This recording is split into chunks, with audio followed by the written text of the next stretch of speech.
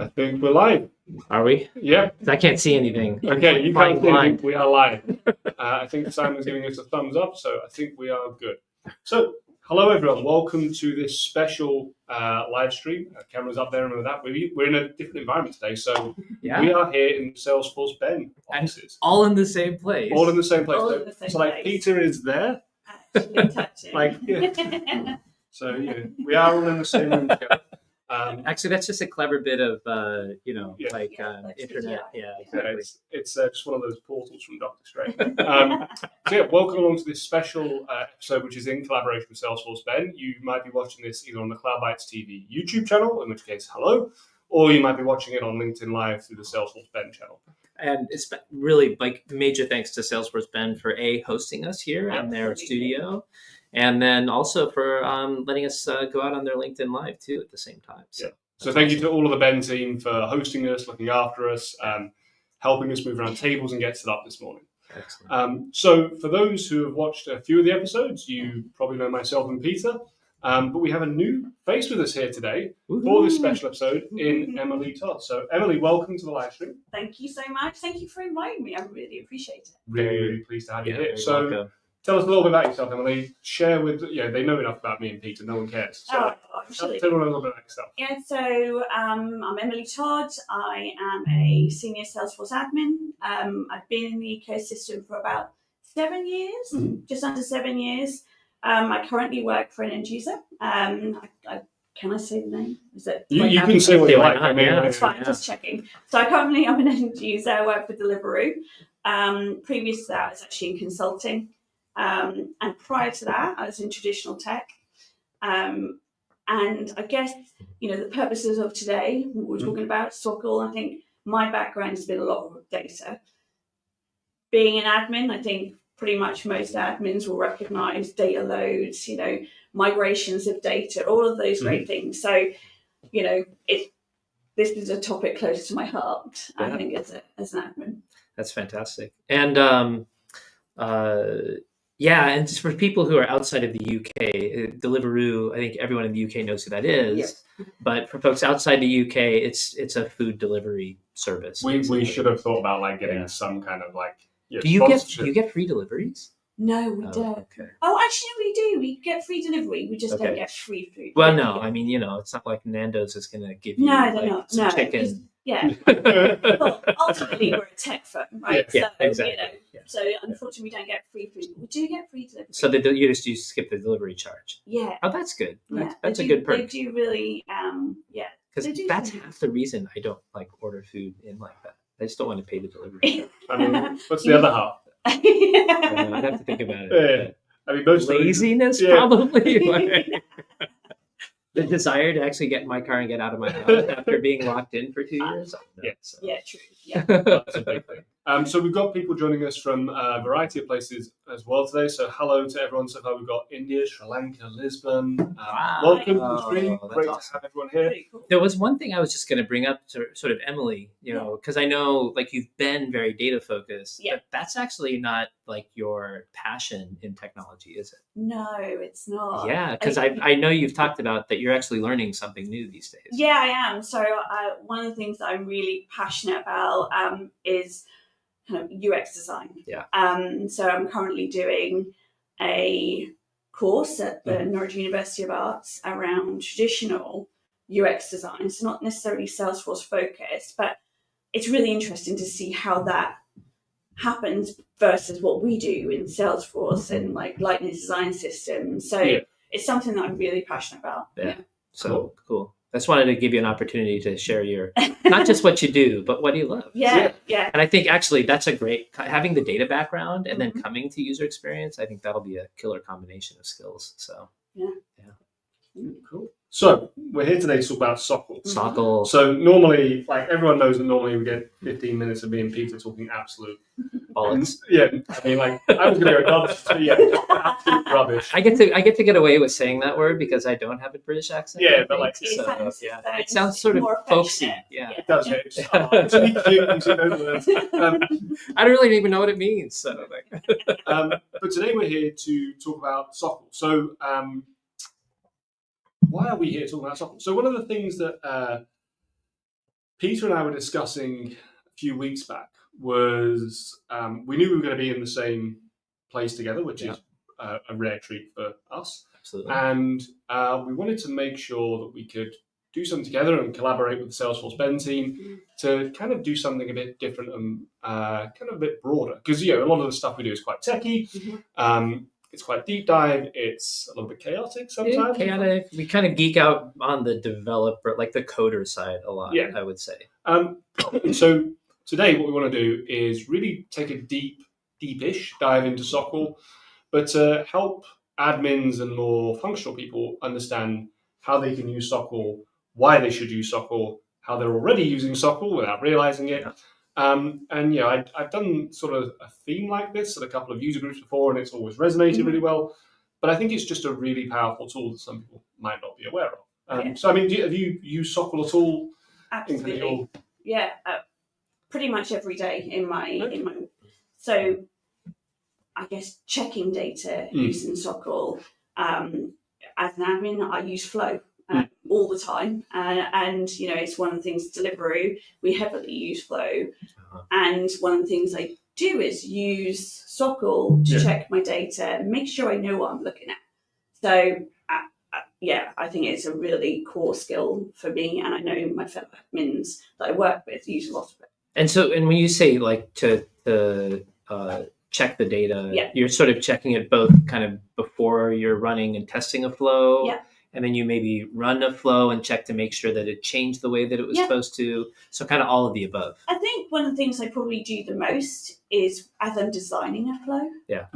As I'm going through the steps. If I'm doing a get record component, I want to know, actually, am I putting the right filters in? Am I getting the right data back? So I think as I'm going through and designing my flows, that's one of the key things I do is to make sure that I'm checking.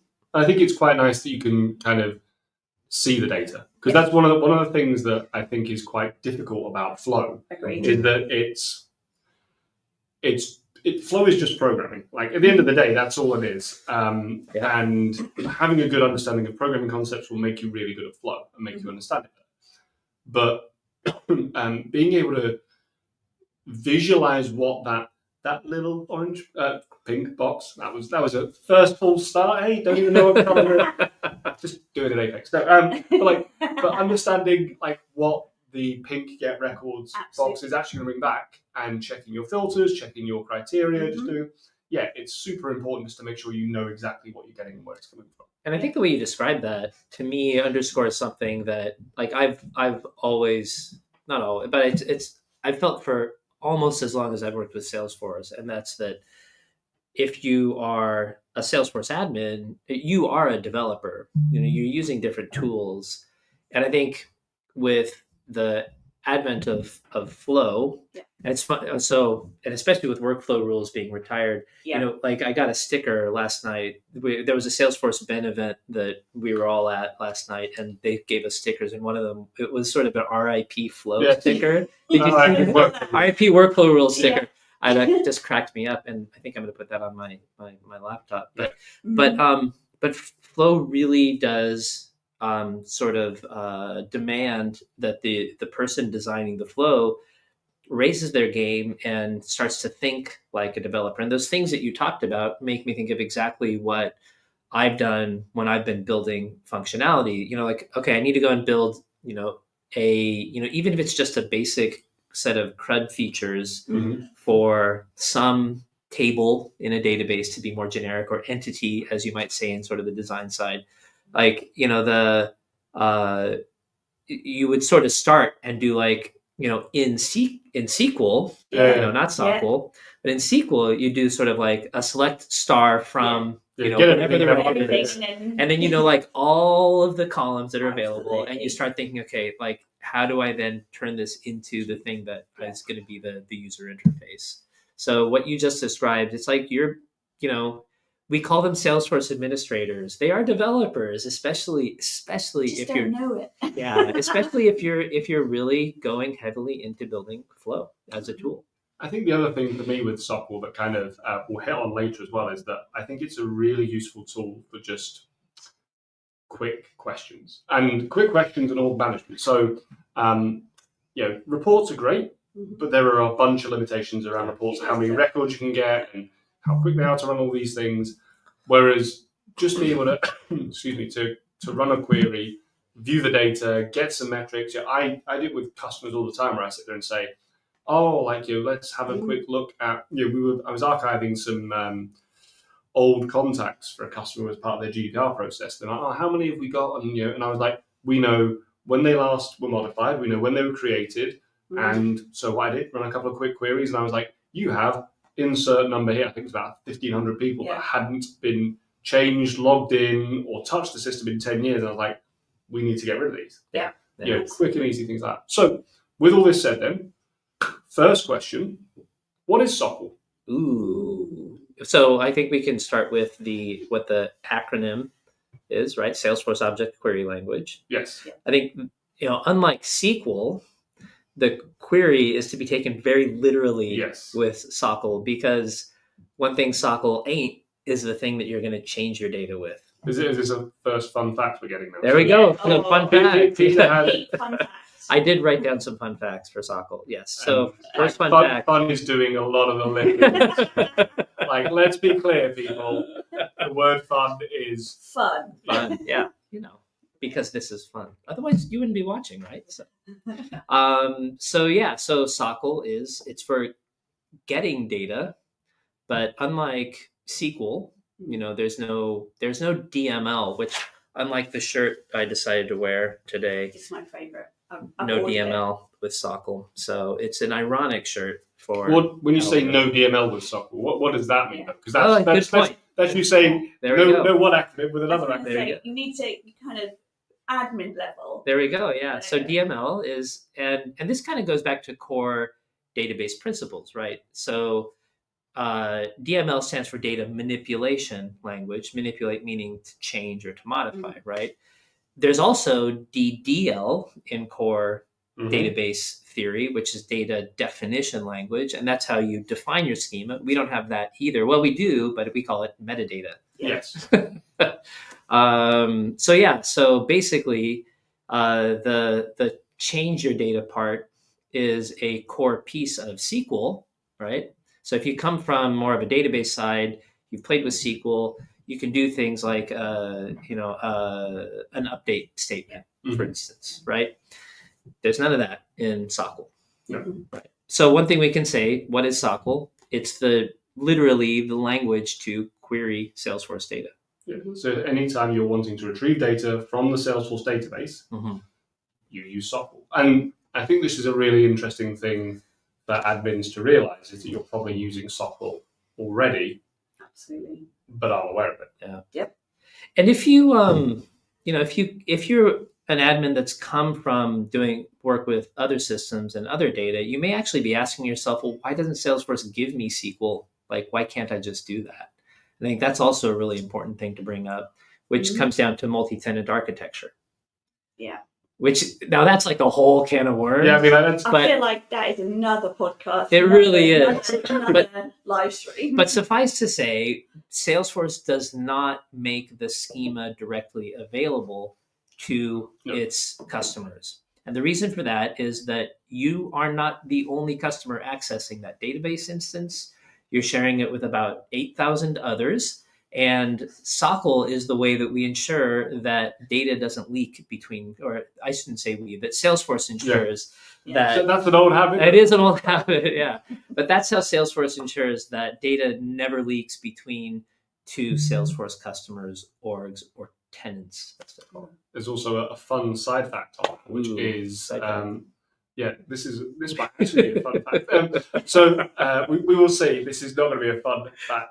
But I have no fun facts. Salesforce recently have migrated pretty much everyone to Hyperforce. Yep. And one of the things that happened as part of the Hyperforce migration, a lot of people don't realize happened, is you all changed databases.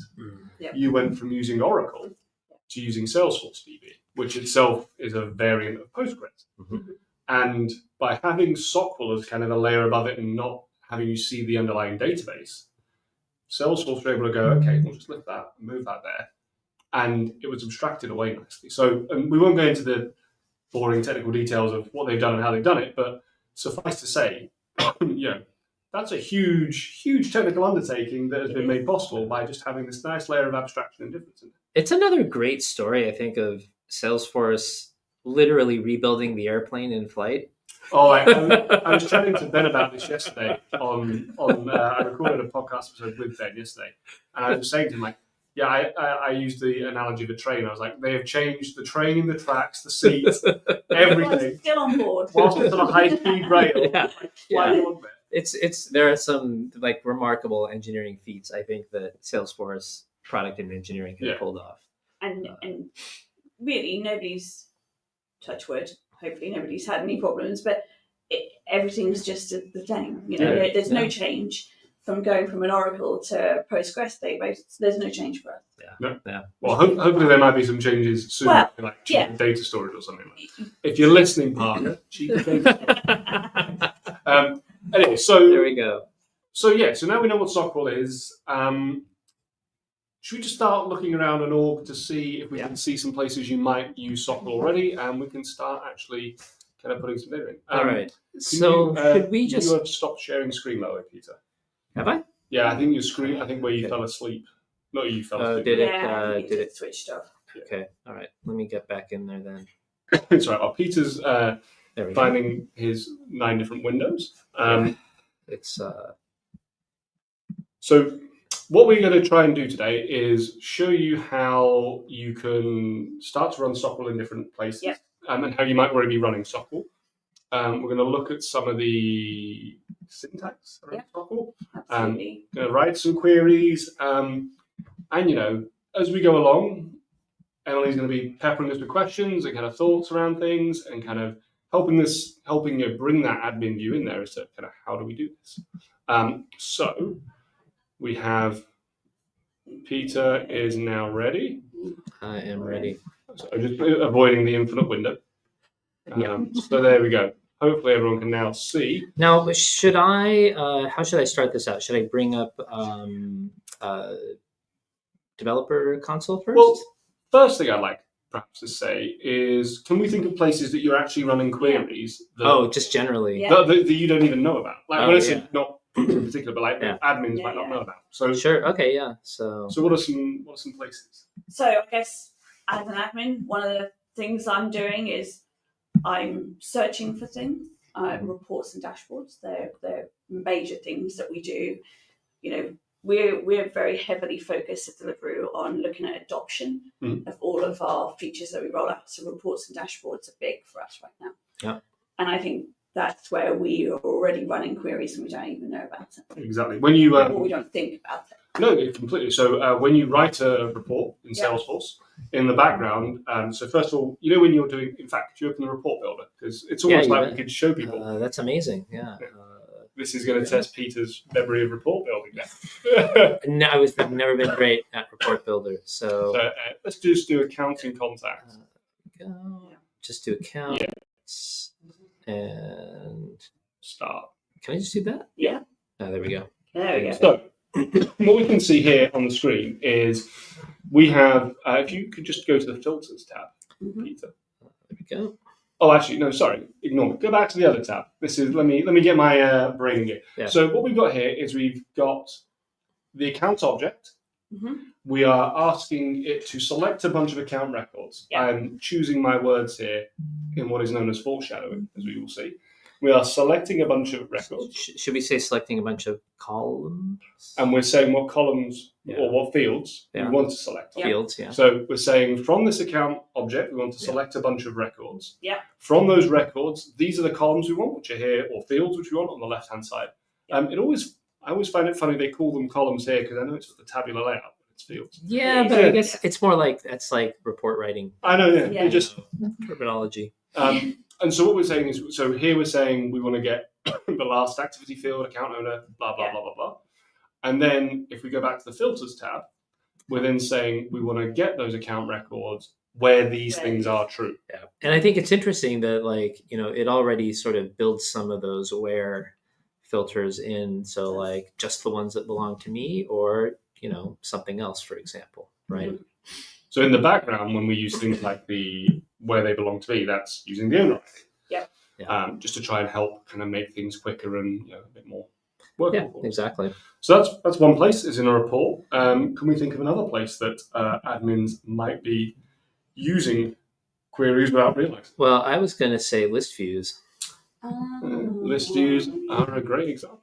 Yeah. Yeah.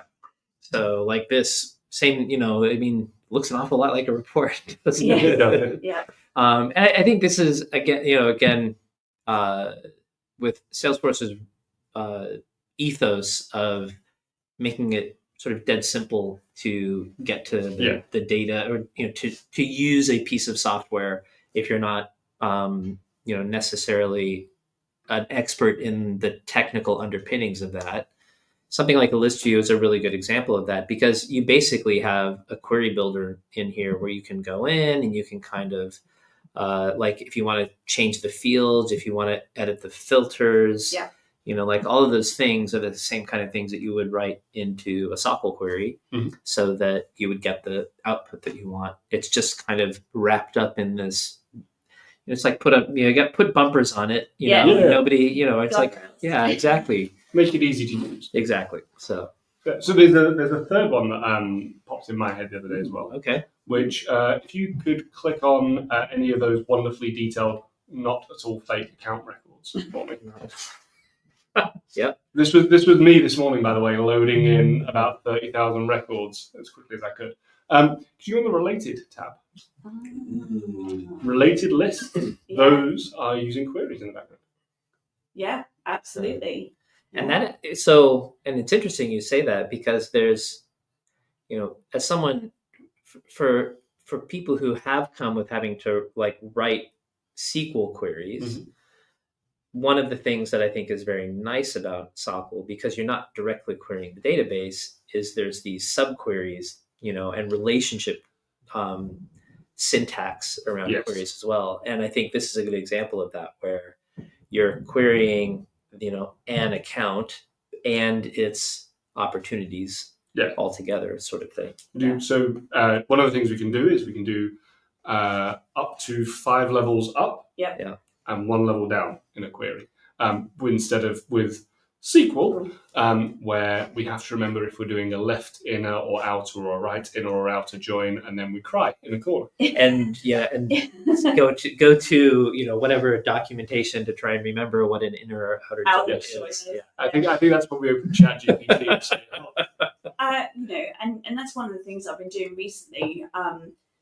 Is that we have within delivery, we actually have a data science team that use a external, not a non-Salesforce reporting tool, and I've been looking at the Salesforce data in our database, Snowflake databases, and having to go back to SQL, which has been quite a interesting transition. Trying to go back from SOQL, which doesn't have have the same syntax that you're writing with, remember inner outer joins. ChatGPT has been incredibly helpful. Yes, indeed. So I have to say, this is one of those things where I find that if I'm doing things like that now with another database, I have some apps where they're using Postgres or using other systems. I have to use, and this is perhaps going a bit off the techie end, I have to use an ORM or GraphQL. Like, those just make it easy. So if an ORM is what's called an object relational mapper, it takes a database and it turns it into objects in whatever language you're using. And Salesforce does that out of the box. That's what an S object is in Apex, and what we'll kind of see in a minute. But it's really quite difficult to, I think, sometimes concept. And it might just be me. Like, I used to write queries and be fine with them, but I think like after a while, like I find just the ORM approach makes it so much more helpful for me. Like when I'm doing it with a language. That's something I used to get into, because I've definitely struggled going from. It's taken a lot to get my brain back into looking at SQL when I've been using Salesforce, and then make it so simple for us. To write queries. Yeah. Oh, definitely.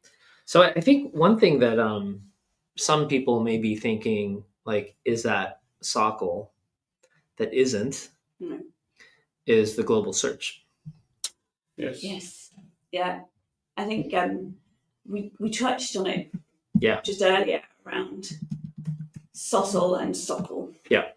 and the difference between that and where you'd use it. So honestly, I never use SOQL. I use SOQL because I'm an admin and that's what I know. It'd be really great to understand what is a SOQL and how do you use it. Yeah. So there are three on there. There is SOQL, SOSL, and SAQL. We're going to ignore SAQL, which is for, is it called, it's Tableau CRM now, I was going to call it Analytics Cloud. There we go. But yeah. What is that product? That is SAQL. That is completely different because that is based on pig, isn't it?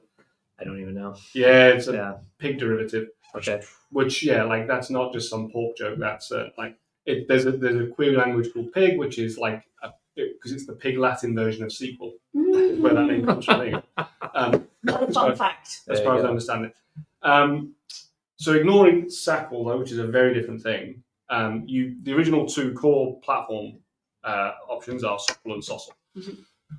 SOSL, Salesforce Object Search Language, and when you are trying to find something with a name in it or a bit of text, SOQL is not great. Mm-hmm. And this comes down to database indexing, effectively. So what is an index? That's and this is kind of where, what we want to do with this is give everyone enough of a flavor, but we don't want to give you a computer science degree. There you go. And so effectively, when you look at a table, if you were making a database on just drawing out a table in Excel, and we don't use Excel, please do it in a proper database, but when you're just drawing it out conceptually, you give it an ID, don't you? Mm-hmm. You go, this is A, B, C, or 1, 2, 3, or 1012, 102, blah, blah, blah, blah, blah. And that is a unique value that is addressable only to that, and that's called the primary key. Mm-hmm. And certain unique fields are marked as primary keys or keys, and they're indexable. And what that means is that they can really be tied to a unique bit of memory in the background. Mm-hmm. So that if you want to find row 101, it knows where row 101 is. Okay, it's very quick for the database to go and get that in milliseconds. Yeah. And if you've never worked with something like Postgres at scale, understanding the benefit of indexes might not make a lot of sense. Yeah. But they're really, really important. It's almost more important to, I think, understand the outcome versus like technologically. Yeah. And something that you can actually force indexes in your Salesforce object design by using things like external IDs. Well, before we jump into it, go on. Okay, so I'll get and then you can also request indexes. Yes. From support, like if you have, and the whole reason you do it is exactly like Paul just described. Beyond just unique identifiers, you can index other types of fields so that when you are querying for data in those fields, it just speeds up the query. Yeah, and you want it to be ideally unique. And the reason I kind of make a point of saying ideally unique is because strings of text in general are a bit fuzzy on this. So when you're looking for, let's just say we've got a membership number, right? Mm-hmm. I want to get the member whose membership number is ABC123. Yeah. That's a unique reference for that. It's a string of text. Mm-hmm. That's a unique reference. When I want to find everyone in my database called Peter, that is less unique because you might be in as Peter, Pete, PT, P-bomb, whatever you decide to put in at the time. Like, is that your affectionate name? There's another one. My affectionate name for people will not be shown on the screen.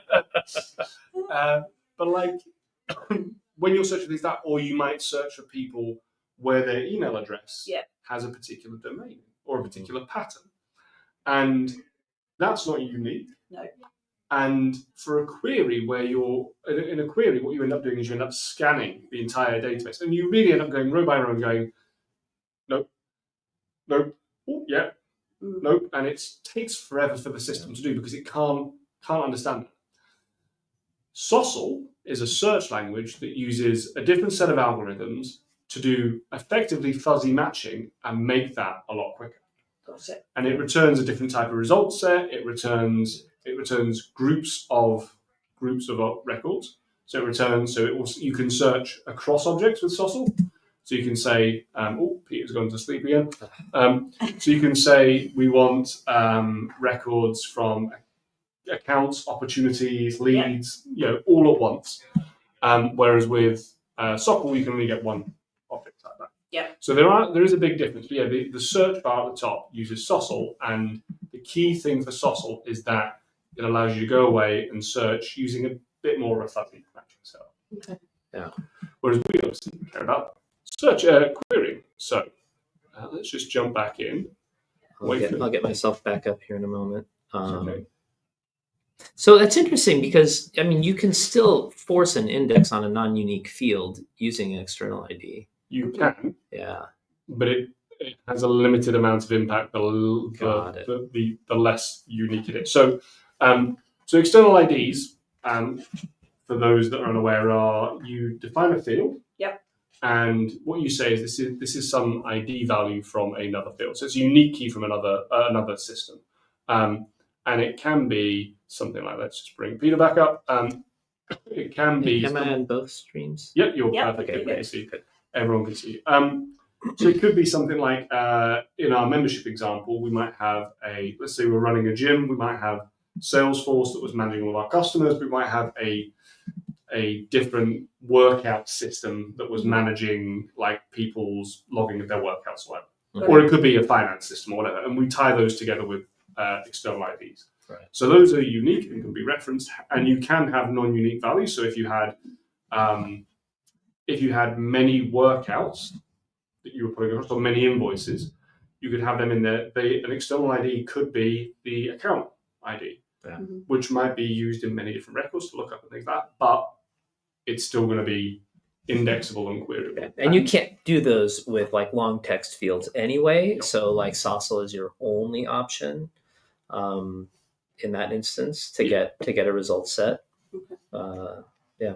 We're going to see an example of a SOQL versus a SOQL and the different syntax that you use for those different things. We could. Let's put that on the list, I think. Yeah. If we get to it. Well, should we start? I think maybe. Well, let's actually look at a SOQL query then. Sounds good. Again, so should I do developer console? Yeah. So okay. So there's a few places you can run SOQL queries from.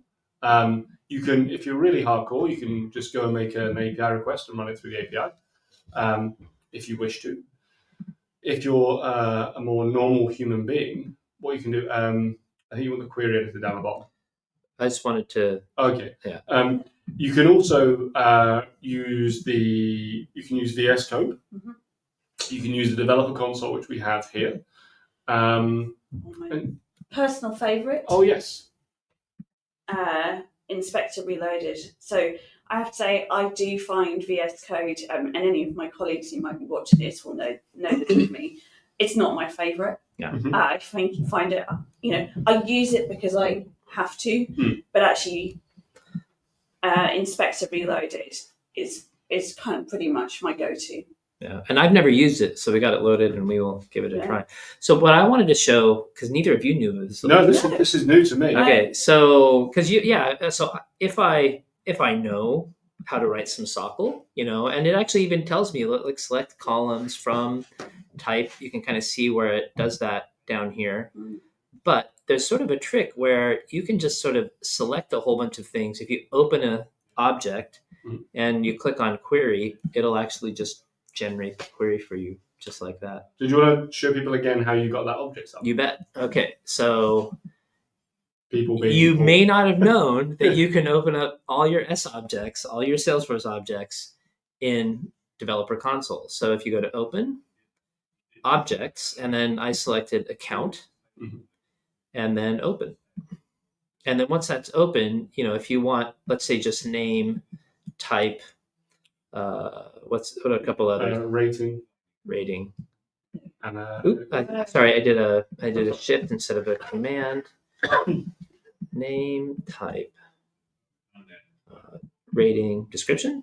Yeah, well, I mean, there's nothing in the description I can tell you. Owner ID. Oh, and then this is important because if you want to actually do anything with that, grabbing the ID. Yeah, absolutely. So, I am under the impression, in Apex at least, it will always return the ID. That is true. But if you're making an API call, you have to explicitly request it. You live and learn. Yeah. And in this instance, developer console is an API call with a very heavy duty UI framework sitting on top of it to make it work. So, all right, so I'll click on query there, and then we have a much more manageable query. And this kind of is our first introduction to some SOQL syntax. Yeah. I also want to bring up. Zoom in. Sorry. Yeah, actually, let's see if does that show up better. Yes, a little bit. Yeah. Okay, if I go a little farther that way. There we go. Lots of fancy Zoom. It's just built-in Mac functionality. I need you to be able to do that. Yeah, I'm not gonna lie. I just went, what? I've just done some magic. Like, It's super useful. Okay. Okay. Well, enough of this. We got some tricks to share with each other later. This is like the best thing about doing these is you like just learn from like the other people you're working with. What's that keyboard thing you're using? How does that? So it's a little off the side there. Oh, there we go. Yeah. So the word select is kind of it's called a select statement because that's what you start with. Yeah. But what you're selecting in the select portion of it is the fields that you want. This is right out of the SQL syntax. So completely directly borrowed from SQL, which totally makes sense. And I think, if you're going to write your own domain specific language, which is what SOQL is, it's a DSL, you try and take cues from other languages that people are going to be familiar with. So I think if you have to do it, this is the way you do it. So I would say, well done on the design of this to Salesforce, 15, 18, maybe even 20 years ago. A while back. 20 probably, because it would have to go back to the first API. Yes. Right? And I was talking to a developer, a traditional software developer who works within delivery, works with our team, and exactly that. They're like, I can write some SOQL, I can query these data in Salesforce because I know SQL. Yeah. Yes, there's some differences and some kind of limitations. Obviously, can't update, obviously, but it means that somebody can come in and look at this data who actually doesn't have the Salesforce experience. Yeah, it's fairly natural to adjust to. That not being able to change, I know we mentioned this at the start, but I can't remember if we actually said this. So I just want to reiterate. The best thing about SOQL is the NoDML thing. I have spoken to loads of admins and like kind of functional consultants and BAs over the years, and like even customers who have got like a bit of a techie background enough that can write some SQL in other lives. And everyone worries that because SQL allows you to go in and just like delete star from database, that they'll have to do the same. You cannot break the database using SOQL. Yeah. I mean, you can try very hard, but nothing will happen. You'll just keep on getting your own set of data. If you then decide to take that data, export it, and then delete it, that's your own fault. Yeah. But you've got to be a bit particular to do that. So actually just querying data and retrieving it, you cannot make changes, you cannot break things. It's a safe thing for you to be able to do and just look at. Yeah, absolutely. So should I go ahead and execute? So the from statement, we'll do that. So from is the object you're going to select from. And again, right out of SQL, it's a little different. Normally in SQL, you can select multiple tables or entities. Yes. Here, you just always get the one. And then one question I get from people with database background is, can you alias things? Yep. You can, but not. I mean, just there's certain circumstances where you can use aliases, but most of the time you don't do it because it's just the field name anyway. Exactly. So we'll go ahead and execute that, and we have our result. Ta-da! We have some data. And we have run a query. So there's our first SOQL statement. One thing, like some people will say, like, are you a declarative? Do you use declarative things in Salesforce? Yeah. That term, like actually, normally SQL is referred to as a declarative language. Yeah. Yeah. Yeah. So it's it's like, so that term I think gets used in a certain context in Salesforce. It's a bit like HTML, which is kind of also declarative. And CSS, which is CSS isn't a declarative language. CSS is Personal preferences. CSS is brilliant, but it's. Have you seen the Peter Griffin meme on that? No. No. So like, there's a meme of Peter Griffin going to try and like open a blind. You're like a blind where you pull the string in. Does that, and it's just like me working with CSS. He pulls it, and it just ends up in a tangled mess on the floor. And it's like it's brilliant and the most powerful and wonderful thing ever. But then you suddenly do something. It's like formatting a Word doc, where when you add an image, and it's like want the image there, and it goes over there. Yeah. Okay. Yeah, I could go down a rabbit hole with that, but let's focus. Yeah, Let's keep focused on. Back on here. Yeah. All right. Cool. So should we mutate this a little bit? Yeah. Yeah. Go ahead. No, after you. As I say, so what about if I want to look at a particular rating or group by a particular rating, or let's look at a particular rating for now. Let's kind of start. What rating do you want to look at? I want to look at hot. Okay. My hot count. So then the from keyword. No. Where? Oh, thank you. Yeah. The where keyword. Thank you very much. So where is how we apply a filter. Yeah. Do you want to zoom back in? Sorry. No, that's a good idea. Well, the fact that Emily and I are like this on, and we've got the screen in front of us. There you go. So where? There you go. Rating equals capital H. And it's a single one. Thank you. Yeah. So why did you put double? And this isn't. No. This isn't me saying why did you put double? I was going to ask that. Why did you put double? Because I write a lot of Apex and JavaScript, and actually Python is the same for comparison operators. For equivalence, you use a double equals sign. Got it. Because in those languages, a single equals is an assignment. Yes. So when you say rating equals hot, it will say I'm going to set the rating to hot. Yeah. When you say rating equals hot, you're saying you're going to return like a true or false. Got it. Okay. So I was like, why did you do that? Yeah. Was that a slip of the keyboard or was that? All right. So there is our new query, and we'll execute that. And now, ta-da! We all have all the hot ratings.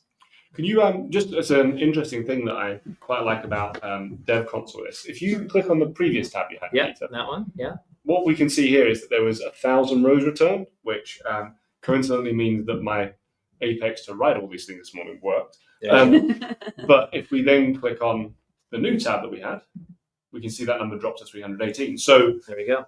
This is one of the things that is really useful about SOQL. Is when you were saying earlier about your flow checking, is how many records am I actually going to get back, and how many do I think I should be getting back? Because that sense check needs to be the same. Yeah. And I think it's important to note that you're getting back like a list of data, right? Mm-hmm. So here's a question: when do you get back something that isn't a list of data? From a SOQL query. Yeah.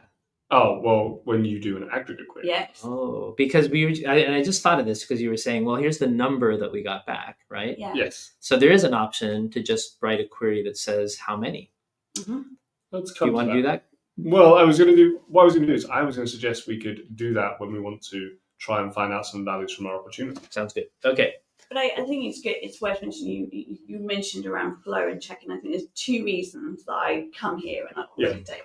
One, to analyze, two, to check. Yeah. So I analyze my data using SOQL. What am I looking at? How am I going to design my flow? But then also when we're running it, then that count feature, that count at the top there, that's what I'm doing. Once I've actually designed it, I'm checking the data. Am I getting what I expected to be returned out of my get records? Yeah, and I use this a lot as well when I'm going to change that sentence. I have used this previously when someone has done a data update and it's not been what they expected to do. For sure. Or someone wants to know how many records are impacted by this thing, or someone wants to know how many have happened. But whenever I do a data load, one of the things I do is obviously do it in a sandbox first. But when I'm doing it there, is that I'll run it, do the data load, and then the first thing I will do is run a series of queries, make sure you know your number before, do the data load, run a series of queries after. You can do the same with the reports, but this here is so useful for me. Yeah. Because if I've messed around with 1,000 records, this tabular format, much quicker to scan through, quicker to go through. Absolutely. And just having those numbers at the top and being able to kind of quickly reorder the fields and things like that. And I think it's helpful to, just sort of point out what you have as controls down here. So, this can be, if you just want to clean up some data and rerun a test, you can delete data, you can modify it and then save it. Mm-hmm. You can also refresh it. So, if I go back and let's find one of the accounts. Why don't you open it from the dev console? Yeah. Oh. And just while you're doing that, you mentioned. So if you click view row in the open detail page, sorry. Yeah. Oh, there we go. Okay, there we go. Open detail page. Ta-da! Nice. You mentioned data loads.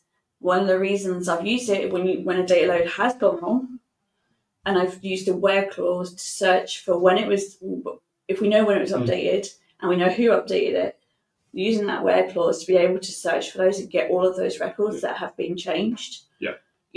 I've definitely used that a few times. Oh. Peter has fallen into my little trap here as well. This was cunningly laid and executed. Look at you. I know.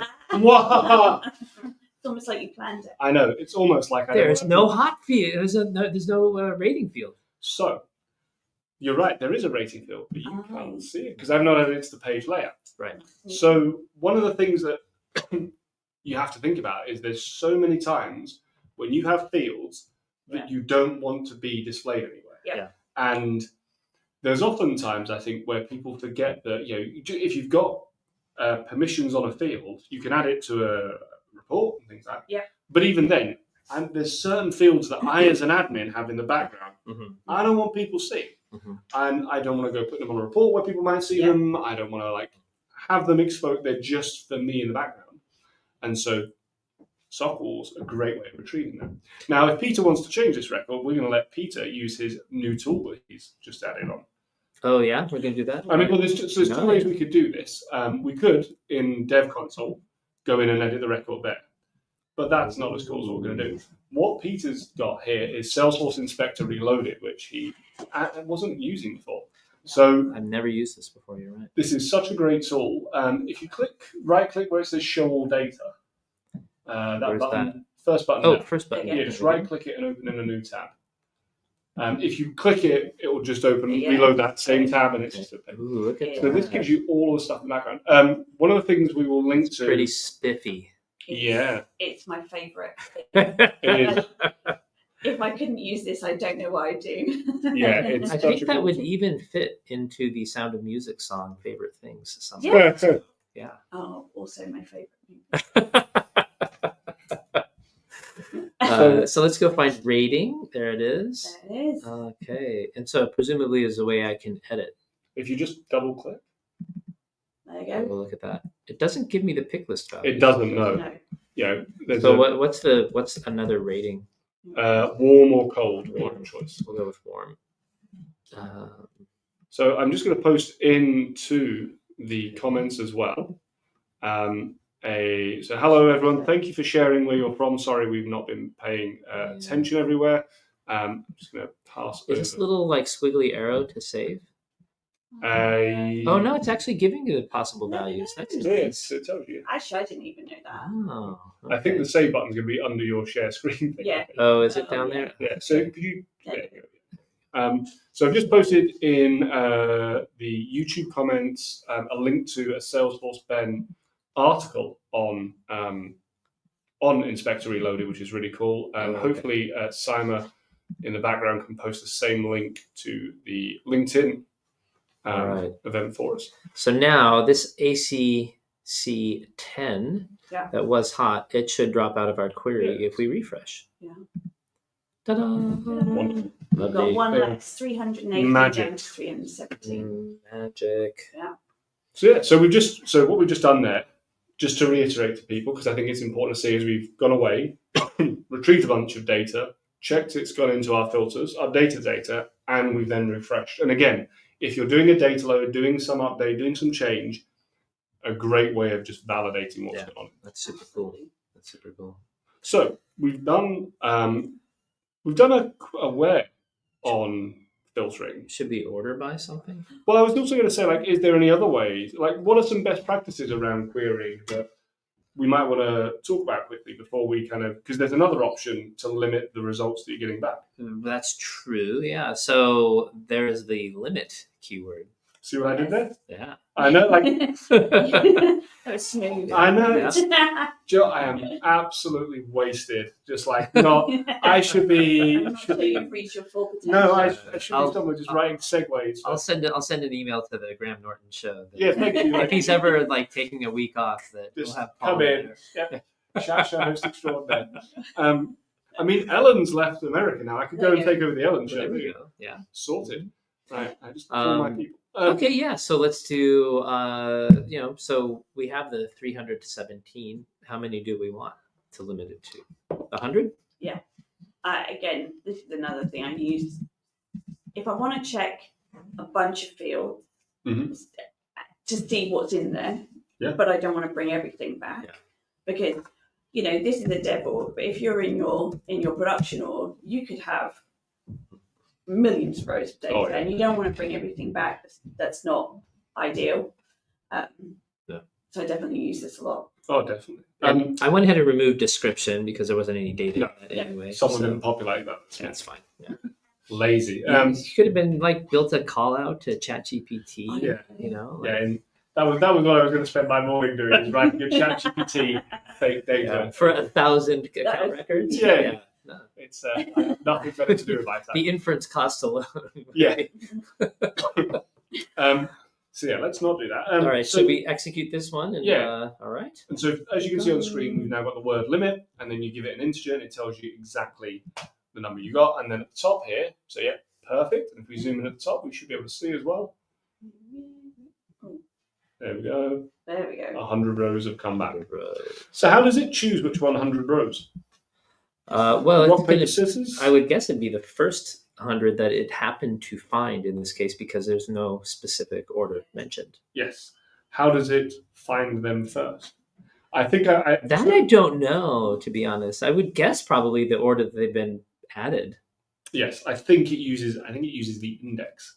Okay. Which is index. And this is me saying I think it's either index or maybe creating date, because index is actually a deterministic thing. Yeah. So if you are really, really bored and want to and I mean genuinely next level bored, you could probably sit there and work out what the next ID to be created is going to be on a record.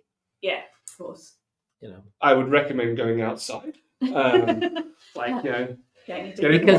predicting Salesforce IDs is a lovely pastime. Yeah, but it's so the reason I mention that though is it's a common security flaw people don't realize. Because what people will do is they'll use a Salesforce record ID on a public site, or for an unsubscribe link, they'll put the contact ID in there. And if you really, again, you'd have to know what you were doing really, really well, but you could go away and create a new ID and check it, because the key thing there is having the 18 characters and 15 character and all these things. So it's case safe, but you can really. Wow. Some of the stuff that's encoded in the ID, I guess if you had enough of them, you could maybe understand that. Yeah. I mean, as I say, you'd have to. It's not going to be something that any. You'd have to be predetermined. You'd have to be determined. Right? Yeah, totally if you I mean, but at the same time, hacking firms it's become industrialized at this point. So for sure. People, there's government data on a lot of places and bank data and things like that. If you're going to be aware. That's a great shout. That's not something I even considered. Yeah. I mean, there's ways and means around it to obfuscate it and do different bits and pieces. And you might. Another common thing is to do. So just as a general thing that I will do is if I will use the contact ID, but I also use something like the email. so that you require two items that match up. Not just one piece of information. Because if someone's going through an unsubscribe link anyway, they're going via their email. So you can take the email that's come through and you do that. There's common ways of doing that. As a little kind of side plug, I had a really good chat recently with Matt Myers, who has done a really good book on securing Salesforce sites with Experience Cloud. His book. There's a book review on the YouTube channel, so youtube.com cloudbytestv, for those who want to see that. But equally, there is a podcast episode coming out with Matt next week, I believe, or in a couple of weeks. So keep an eye out for that.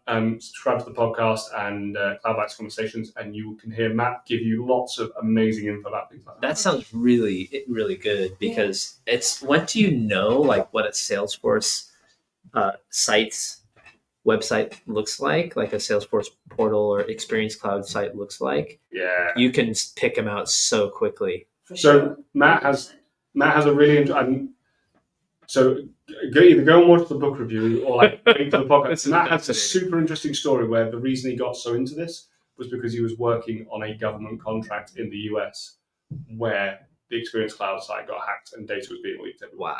Wow. My local council is a Salesforce customer. I don't know if they're using Experience Cloud, but Who's your local council? Sorry, Heath. Okay. Would that come under Guildford or that? That's Surrey. Okay, so No, Guildford is. I don't know what Guildford's borough. Guildford's Surrey as well. Yeah, but they're not Surrey Heath. Okay, and there's a bunch. I know there's I only know of them because I know that know someone who worked on one of their.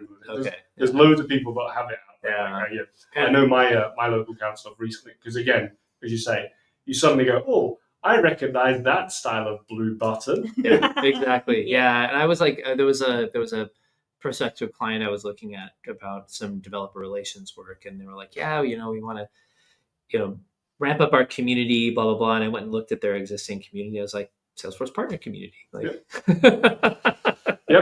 So it's amazing how quickly you can pick it out. So that security thing is really, really, it's a good shout. Cool. So should we look into what if we wanted a different top 100? So you mean to order by something? Yeah. What do we? So so there is so should we order by the type? Well, I was actually going to suggest ordering by the name, because you've kindly. Oh, I have kindly. Numerically. You may have noticed that but should we order by the name descending? Exactly. So let's say we wanted those last 100, right? Then and typically I would put the order by before the limit, and I don't know if SOQL cares. Well, we could test and find out. I think it does, but I think it does too.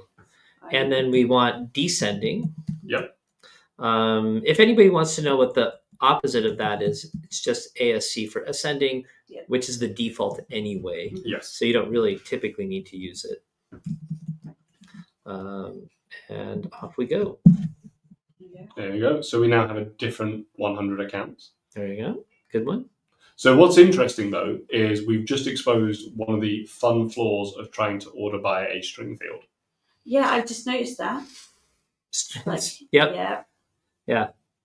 Because string ordering versus numeric ordering. Yeah. So can we just zoom in on the rows that we're looking at, just so that people can see? So if you were to go in here, and you can see that it goes 976, 975 to 0, 963. So it looks at the characters. Yeah. Yes. Got it. Okay. Because character order is different from numeric order. Yeah. So if 960 was in there, we'd say 960, then 96, and then 951, and then Yeah. So a fun little thing just to be aware of is that strings do not order in the same way as you think they would. Yeah, absolutely. So thinking about it from an admin perspective, when we're looking at data loads and checking our data, it's really important for us to understand what the data type is, what you're actually looking at, and what are the results you're trying to find. And this is actually really good, data design, where if you have something that is a string field, and you want to use it for ordering, then doing something like padding with zeros is a really important thing to consider. So if adding a 0 in front of the 96, for example, so that it was 096, and then you would actually get a numerically true order. Got it. Yeah. I don't know why I didn't. Never seen that. Thought that. It's easy to miss. Well, it's one of I can tell you why you've never thought of it. It's because you've never had the instance where you've made a mistake and then that is like 90% of things that you go, oh, that's really clever. I don't know why I didn't think of that. Are because you sat there and not had it blow up in your face and then go, damn it, I know I needed to do something different. Yeah. And it comes back to, like you said, like data architecture. When you are architecting a solution, when you're thinking about what you're trying to achieve, you're thinking about your reporting and actually do I need to, in your report, not necessarily in your SOQL query, because it's a SOQL, but actually in the report, what are you trying to look at? And actually it's thinking at the start of your solution design, what you're trying to achieve at the end. It's the most common place where I would find a Salesforce administrator would run into this would be any object that uses an auto number name field. Yeah. Because there you'll say, well, I want this many numerical characters. And if the default is, I think, 6. Yeah. So that's great if you're never going to have more than 999,999 records.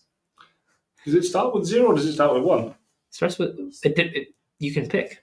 Okay, we'll see. You can up to 1 million records, roughly. Yeah, roughly. You can actually start it at 0. Yes. You can say start at 0, which I've done sometimes, but it feels too geeky. Like it's not like a human thing to do. Like humans don't think in 0 index values. So so like in an auto numbered field, when you break through that millionth record, all of a sudden it goes over, and then you have like a strange ordering again.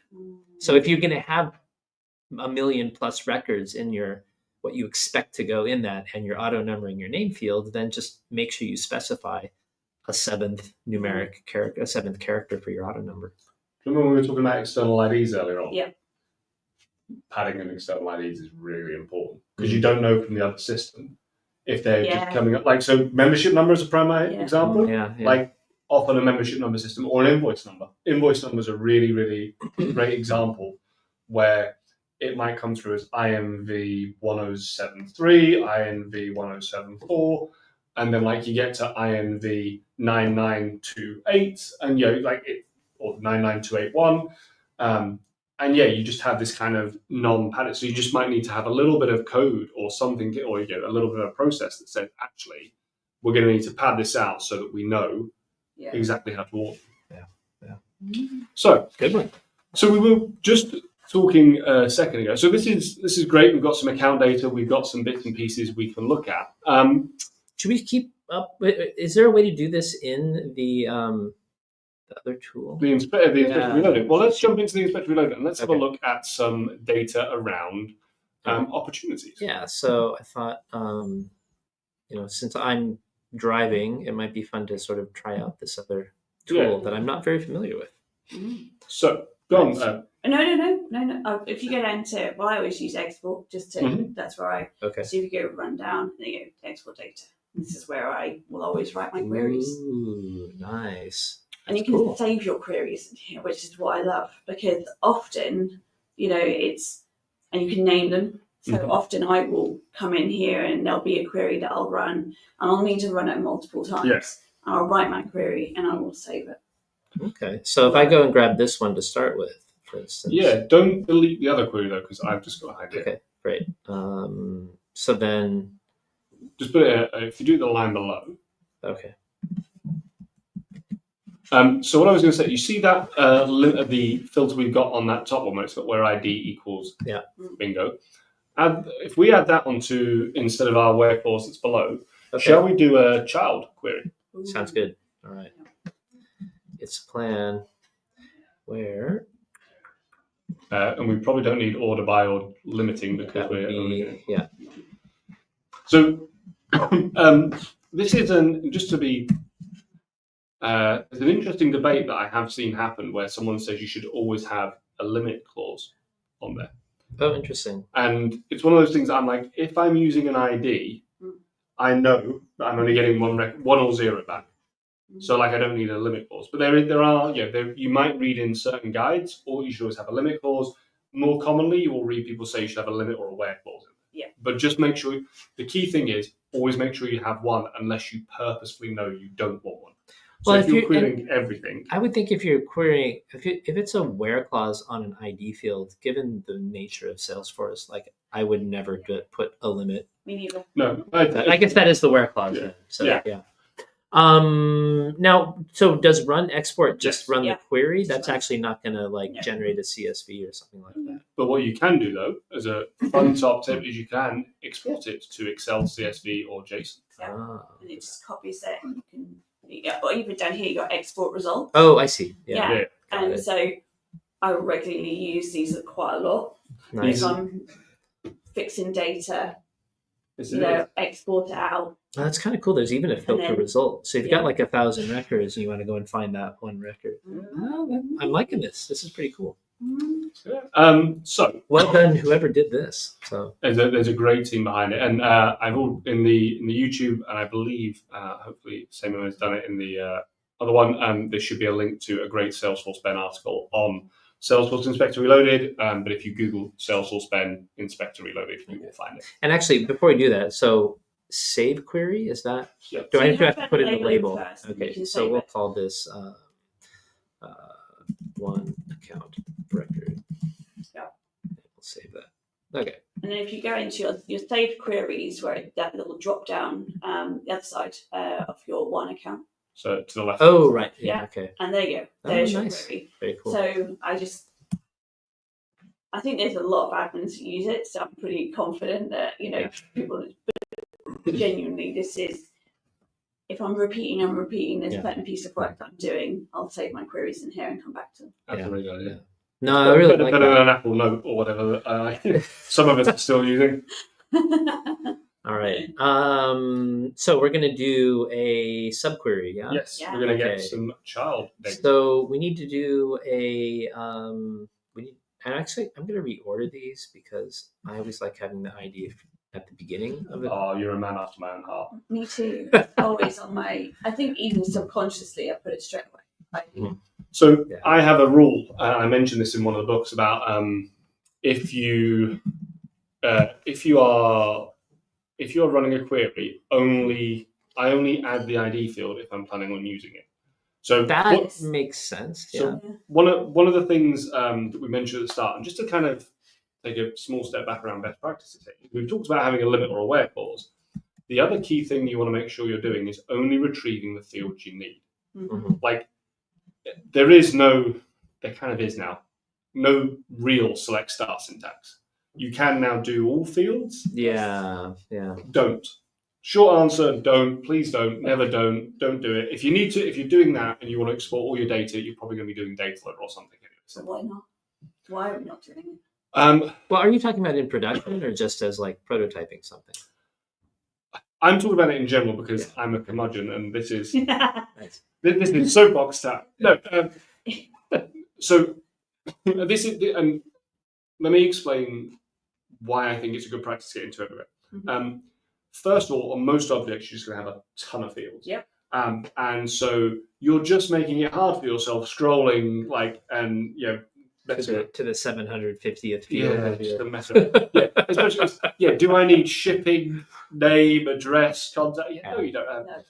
But more importantly, I think, is when you're doing a query in Flow or in Apex, or so you're using a get record, or you're actually writing a query in Apex, they take up heap size, Yep. and they are slower, effectively a bit slower the more you add on there. Now, I'm using any developers and architects listening in who are like, Paul's saying slower, he's wrong, it's not slower, right? It's just not a good practice. Yeah. Uses up more heap size. The more records you then retrieve, the more heaps being used, you could blow a government limit. Unlikely, but please don't. Please don't do it, especially when you're using long text fields. I do sort of feel the pushback on that's not a feature of SOQL. That's not was going on for years and years, and that too many people were clamoring for we need a select star. That finally the API team were just fine, just here. Shut up. I, To me, it always felt like it was like an act of resignation that got into a roadmap for SOQL. I feel like Chris Peterson's probably just there, like just shaking his fist in anger about it. Yeah. There's another developer called Simon, or architect and person in the community called Simon Goodyear, who a few of you may know. Yeah. Simon and I have had many a long kind of chat and a rant at events about like Salesforce. People say Salesforce has all these limitations and the governor limits. Right? It's like if you are writing things that hit the governor limits, 9 times out of 10, you've done it wrong. And the important thing is, you've likely written code that would have failed in a really nasty way in some other system. Oh yeah, exactly. Or would have meant that your server was getting hotter and hotter out of the net. Yeah. Right. Yeah. So, child query. So what we're going to do here is we're on the account and we're going to use opportunities. So we're trying to stick with standard objects. We're not going to cover custom fields, custom objects today, but it works in pretty much the same way. So what Peter's done here is he's added a pair of parentheses. I think you need to have a comma after the owner ID form. You're right. Yeah, that makes sense. Just before we get an error and then we sit there going, why is it not working? Because it's like the subquery is almost like its own field. It is, yeah. Sort of. And so the way to think about a subquery is you are literally going to write the query you would want, and it's just going to magically know to filter it based on the account. Yeah. It's brilliant. It is brilliant because if you're a SQL person, that's not what happens with SQL. So I think they do a lot of the heavy lifting for you. Now, does this give any prompt as to like what possible fields I might want from opportunity? If you type select and from opportunities, you have to have your select and from in. If not, it won't give you a. Yeah. So I think is opportunities the correct? I'm terrible with. That's kind of why. The way that I used to always look this up would be. Just try run export and see if it returns. Yeah. Okay. Run export. Yeah. So it's what? Okay. So and you can see that opportunities is listed as object. Yeah. Which is a JSON representation. This is one of the things that I think is actually a little bit better about Dev Console. Yeah, I don't remember how Dev Console represents that. It will just put out the opportunity IDs, I think, is on the list. Yeah, it won't bring back all of the. Yeah, that's the only thing I do find a little bit frustrating. It does bring back the child object. Oh, yeah. So it lists it out. So you sort of get a JSON.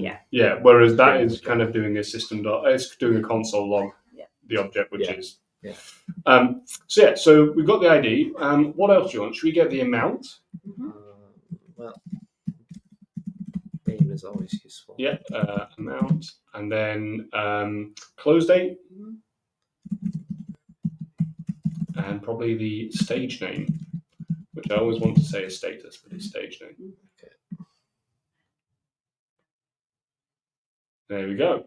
So we've got our set of records. So again, what we might want to do for this, Peter, is hop back over to the Dev Console to run this. Just have you copied it? Oh, no, that's a good point.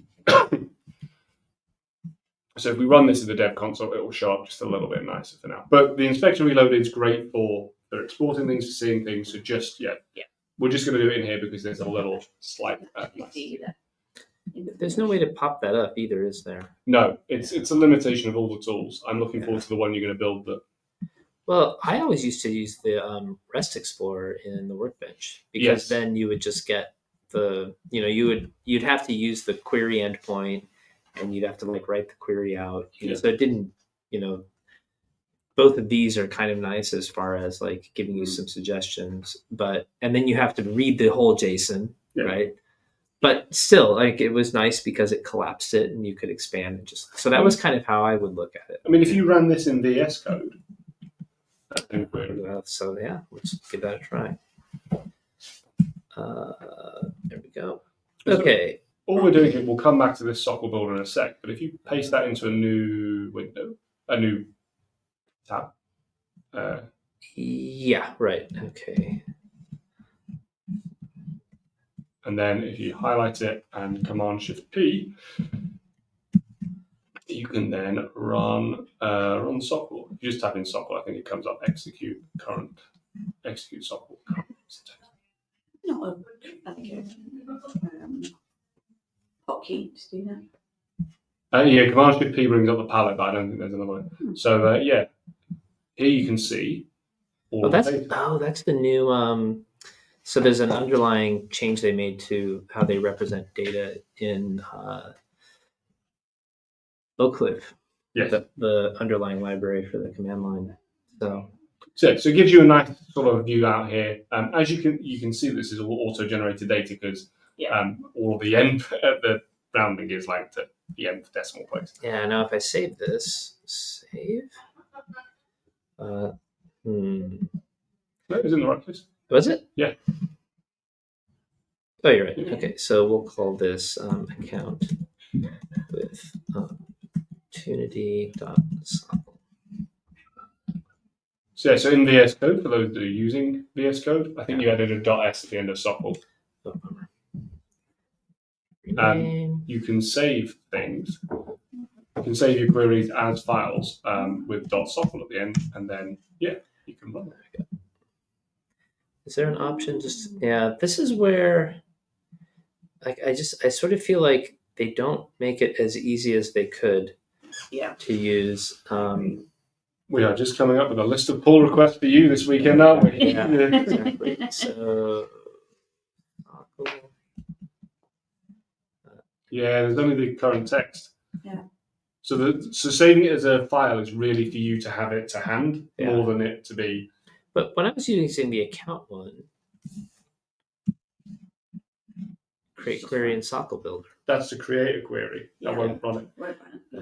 That's that other tab that you've got open. Yeah, but like, why did I miss that? That was that does have that. Yeah. Okay. Yeah. So this is just for those who are using VS Code and familiar with it. This is another tool you have in there with the CLI to go in and build out. Oh, there we go. All fields. Woohoo! I mean, you can be angry about it, but I can't believe they put it at the top, right? Because that's going to be like, when you put something at the top of a pick list, what is the first option you pick? Yeah. Well, unless you're following best practice. No, I agree. I mean, we've had my soapbox moment. I'm not going to keep on whinging. Anyway, so that's fine. So I'm the only person asking for features to be removed from the platform. Okay, so let's go back to. There we go. Beautiful. So we have our subquery, and we can also do other relationship queries as well, right? Yeah. So you can go one level down. Yeah. If we were to take, let's. Can you copy one of those query IDs for us, Peter? One of these ones? Yeah, one of the opportunity IDs. Sorry. And so what we're going to do is, if we go back into our, this might be better to do in the other one actually. So if we now write a new query, which is select name. Hang on, let me quickly, one account with opportunity. Peter's found his new favorite tool here. Hey, if it's got the feature, might as well use it. Yeah. Is there, so if I do clear. Yeah. Query history rather than. Okay. Yeah. So select ID from opportunity, and then hopefully I'll have some. Do you want to do where ID? So if we do where the ID is the one that we had a second, just to limit it to one.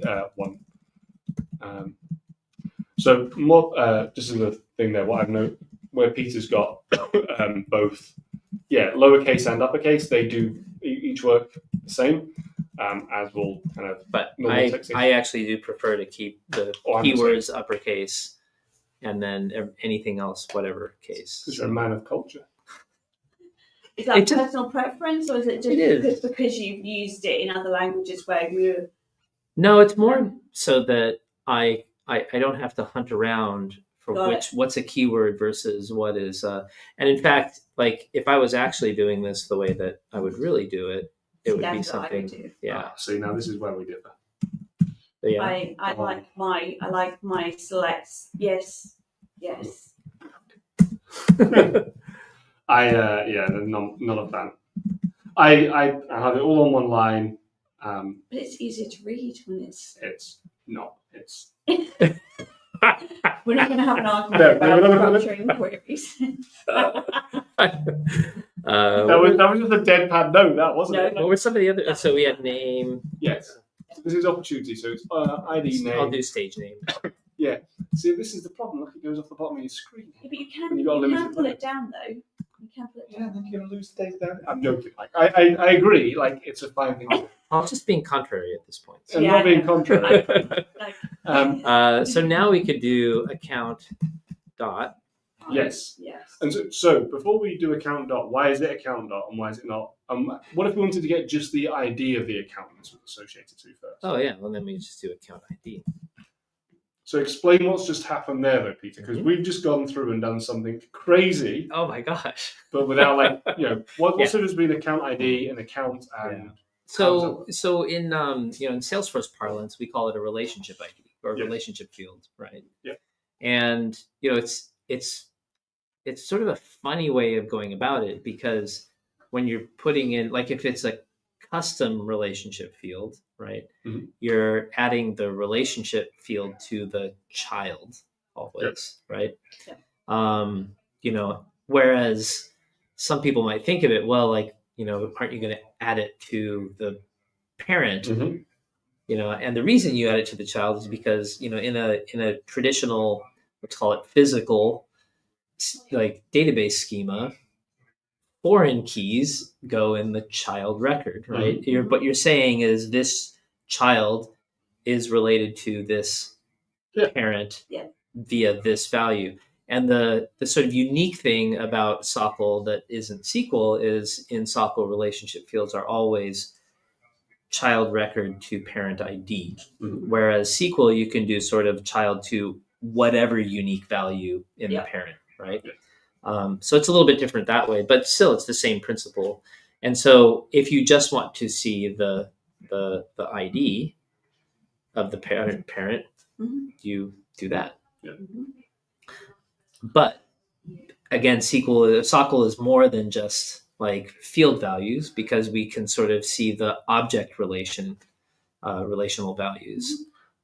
I think the other thing I'm just going to mention here, which I think is kind of a key thing that just gives you a bit of an underlying understanding of how Salesforce is working under the hood, is that Salesforce has one, again, I'm being general here, so no comment here. Salesforce has one table. All of your data is actually stored in one big old table together. Well, that's the field table.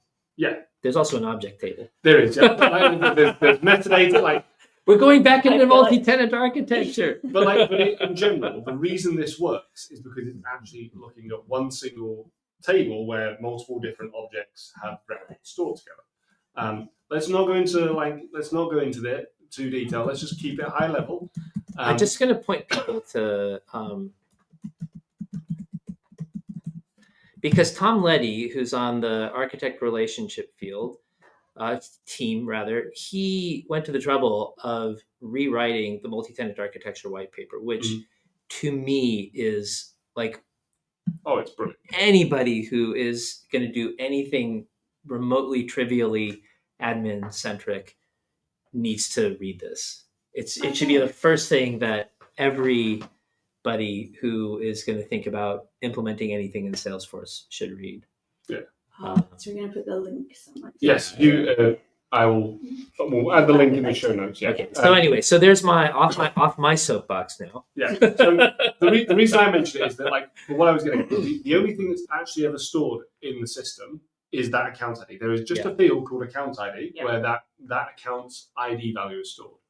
The way that this works and how the magic works is Salesforce, through what's called the query optimizer, recognizes that things are actually in one table, and so makes it. I know it's not one table, but you know what I'm getting. That's fine. No, I'm just smiling. For the purposes of this, for the thought experiment in the one table, it means that we can get multiple different types of data from a single kind of data table, and then kind of mash it together. Yeah, exactly. So, whereas the reason you might do joins and things is actually because you're going across different tables in a more traditional database, like HR stuff. Okay, so what account field value do we want to get? So maybe account name. Yeah, let's do account name. So if we did, and so to do that, on a standard relationship, you drop the ID. So you drop the letters ID, and then you do a dot, and that's it. For a custom one, it's _R instead of _C, Yeah. and then dot. Yeah. But yeah, for this though, we do account.name, Okay, and then we can run that. we can see what that looks like. Ooh, look at that. And so we can now see the account name on there. So Yeah. what we've done, just to kind of, again, reiterate a little bit and cover off, is as an admin, you can go in and you can run a query that says, I want this account, or these accounts, and I want all their opportunities. Or you can go and say, I am on this opportunity, I want the account. Or you could sit there and you can go on multiple levels. So you could say, for this opportunity product, get me this opportunity and the account details and the parent account details and the grandparent account details, and up to 5 levels. Yeah. So there's a very, very powerful little set of data. And what if I guess, are we going to dive into aggregates at this point, or are we still going to go with the dot? Well, this is what I think we should do next. Because let's just recover for people what we've just gone through a little bit. So what we've done so far is I think we've understood what SOQL is and how it works, and the difference between SOQL and SQL and SOQL and SOSL. I think it's a tongue twister there. We've talked about seeing hidden data and how you can retrieve it. We've talked about retrieving records. We've talked about where clauses, limits. And I think it's fair to say we've covered it at a fairly high level. But if you've got a bit of an understanding of how Salesforce works in the background, you've created some objects, created some fields, you could write your own queries now and start going around this. Well, it's sort of like, isn't it possible? Is it possible that you can do this with formula fields?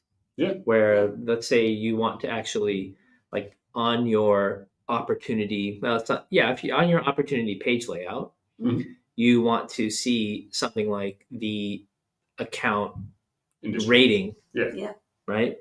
Then, to use another field we've used already, you can write a formula field that uses this same idea.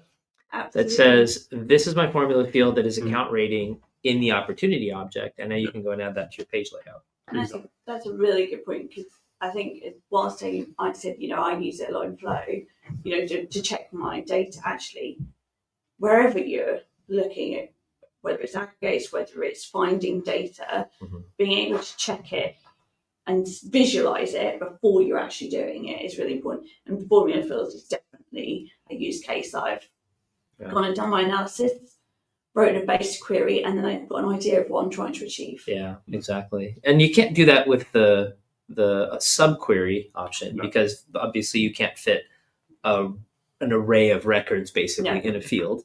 But for something like this, But you can, just as a side note, you can, from a parent object, choose multiple child objects. So you could do one query that gets an account with its contact and its opportunity. And again, I just want to kind of give an example, a real life example of when this might be used. Is you might sit there and say, okay, it might be Black Friday.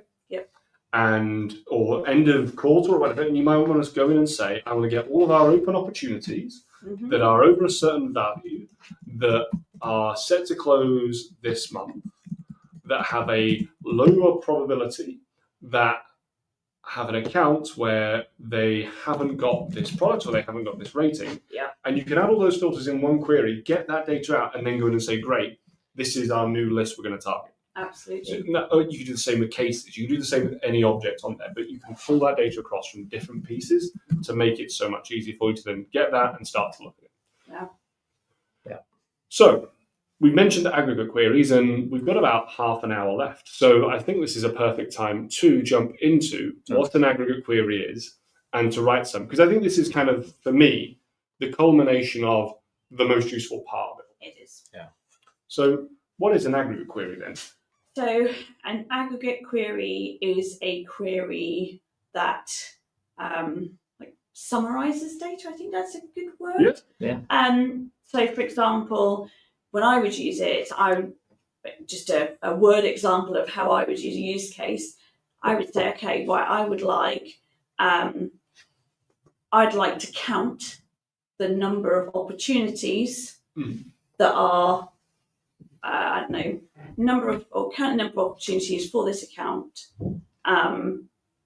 grouped by stage name or something. Yeah. So, kind of, I don't know whether that's a great use case, but I would summarize my data. Maybe I want to understand the number of opportunities at each stage or the value, like a sum. What I think we could do here is a good kind of example where you're just saying about opportunity values. Yeah. Why don't we write a query that allows us to? So let's just do a quick, because I don't know the answer to this, right? Mhm. Can you write us a query, Pete? SOQL man. Maybe. That is going to count for us the number of opportunities we have that are closed. Okay. And group them by the calendar month that they were closed in. Okay, so stage name equals closed. So Closed one. Which one? So this is yeah, nuances. that's good. So just to start with that, so now we have Lots of those, and whenever I'm doing a filter, I always like to make sure that I've actually got the thing in the where and in the select as well. At least as I'm building it. Yes, we'll come to why we're going to remove that in a minute. Yes, while you're building as I'm building it, right? Okay, so now we know for sure we have like all the closed ones. Yeah. Now we don't need those account relationship fields now anymore. But you had also said, what were the other criteria? So what I want to do is I want to see how many opportunities I've got that are closed. And I want to group them by the month in which they were closed. Ooh, interesting. So I want to find a total number. We'll worry about a total amount or an average amount, but I want the total number. So what we're going to do is we're going to count them. Yeah. So how do we do a count to start off with? Well, normally I would do something like select count ID like that. Yes. And so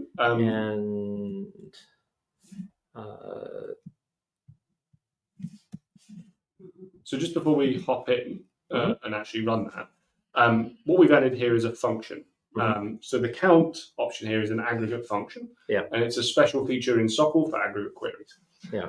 We've put the ID field in here. If Peter actually removed ID and just had count with the open and close parentheses, it does the same thing. It will use the ID as the default field.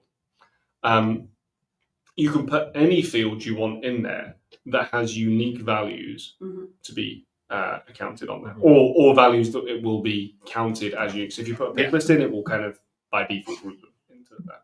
Okay, so there you go. And that's the, just to look it up, if you want to look up the aggregate functions, there they are. So if we run that now. And okay, 6,024. Which is about right, given my messing around this morning. It took me forever clicking in and doing these, I tell you. I did not click around. Sat there for 3 weeks. So now what I want to do, though, is I want to know, I want to group them by the month they were closed in.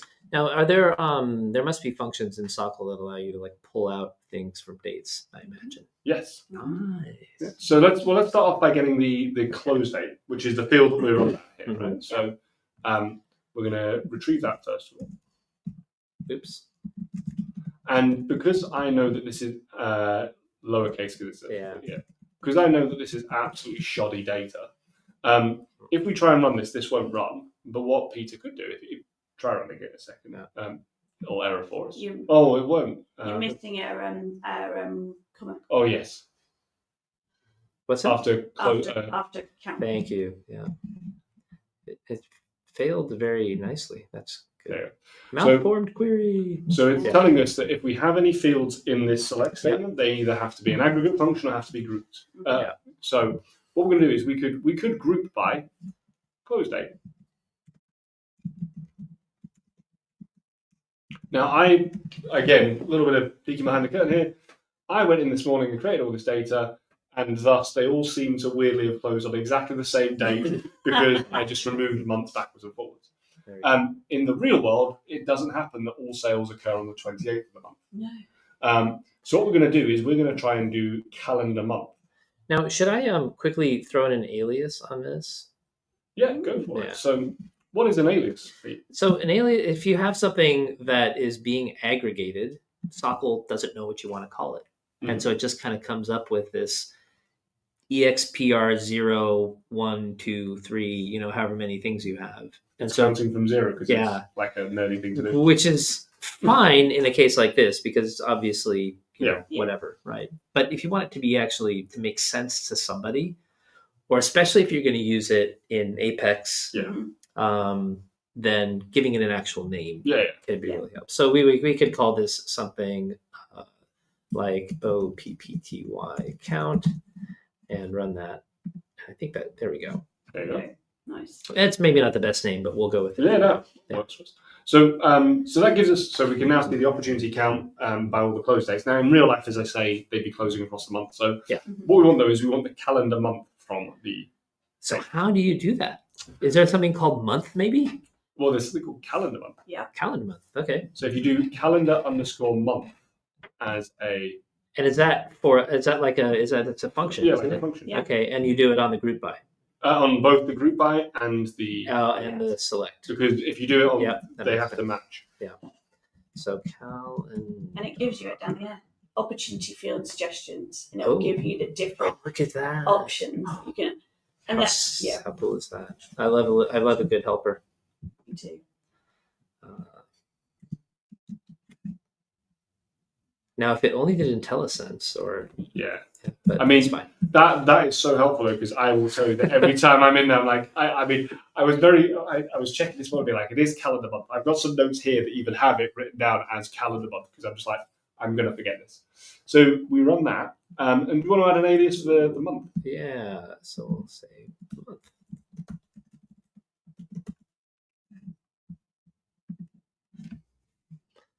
And it does look like that's not 0 index. Yeah, so that's January. Yeah. One. So should we order by it as well?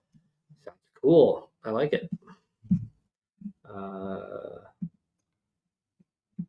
So this is pure points of personal preference. I always do order by last. Do you? Really? Yeah, it's because I'm like, I know how I want to group it, and then I want you to order it. Okay, I've always done order by first for some reason. Ooh.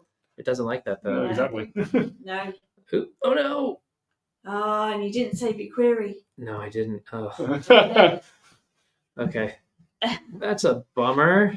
Yeah. One thing about Inspector reload, if you kind of hop around, it doesn't save it unless you hit the save. Well, I was trying to hold down the command key and back to like select a word, and that didn't go so well, did it?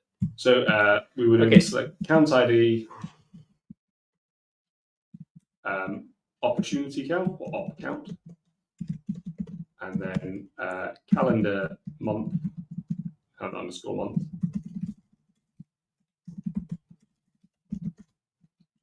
Create close date, and we're going to call that and that's close month. Oh yeah, month. That works. And from Your queries are so neat and tidy. from opportunity. it's a shame they're across 2 lines, but yeah, multiple lines, but can't have everything. And so we wanted that account as. Oh no, we wanted where that's stage name. Stage name is closed one. Is equal to closed one. Do single quotes work? Yes. Yeah. Okay. And then we want to group by. Yeah.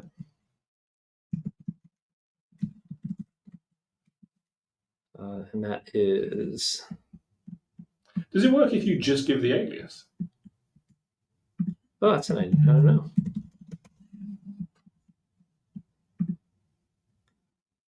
No, you have to pass it.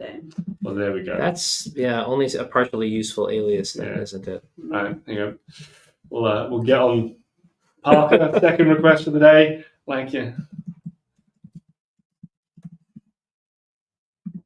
There we go. All right. There you go.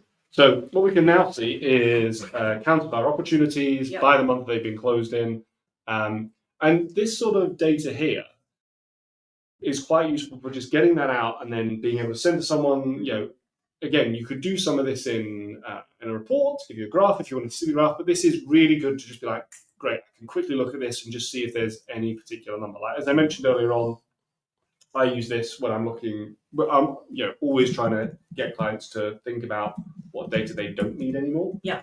And this is a great way of saying, like, you have data here that is from 2014. Yeah. Do you really need that? Yeah. You have a record that was created which shouldn't have been here since 1999. So now I've saved my query. So we've got the total number of opportunities closed. Yeah. What I think would be, and again, just looking at our time, thinking what we've got, the last thing I think would be really cool to do is to, instead of seeing how many, I think it'd be cool to see the average or the total amount, so the sum of the amount, and then we want to also group by, instead of grouping by month, to group by month and the type of account or the rating of the account, perhaps. I think type of the account is probably which did I populate? Was it account type or account industry? I populated account. So if I got, so let me start with the type.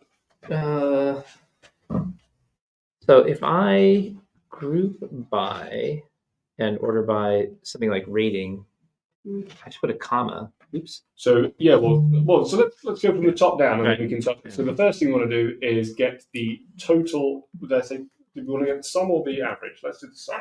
Yeah. Okay. Let's do some. Yeah. So sum of the amount,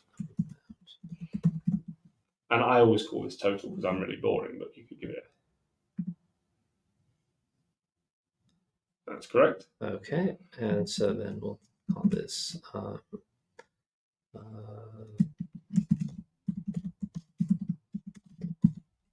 Or just total amount. Yeah, just total amount. But yeah, let's add the average as well because I think that will look cool to see.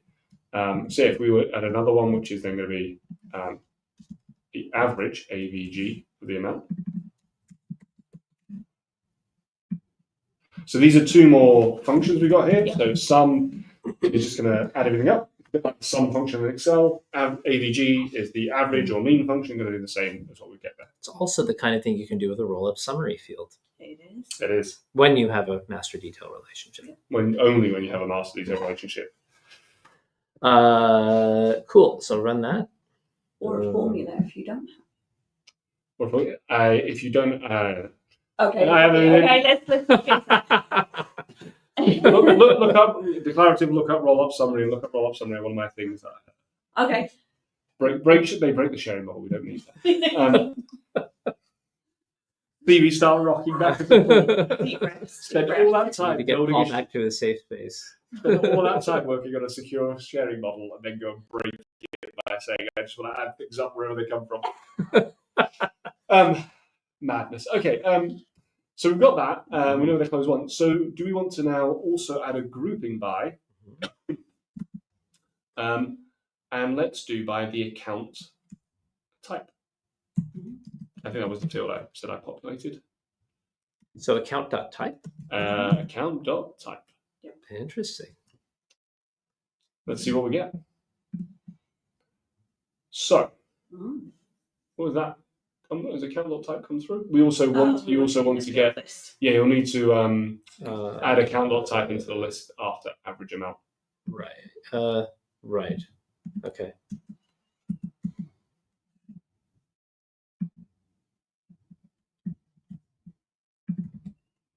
And you'll need a comma after average amount. Thank you. It's pesky comments. Yep. There we go. So what we've got here now then is this is just again, I think this is a really good example of how you can start to see a breakdown in your data based upon what's going on. So if we've in fact reordered account.type and calendar month there in that grouping. Oh, put them in different orders. Well, that works. Yeah, that works there. So this is ordering by month first. Right. If we ordered by if we grouped by it's grouping by month first. If we group by account type first, you could see the seasonality for each account type over the month. Mm-hmm. This allows us to see per month which ones are doing which. And this is the sort of report or sort of pieces of data that you could check. see that it all comes through, and then use that to build a report.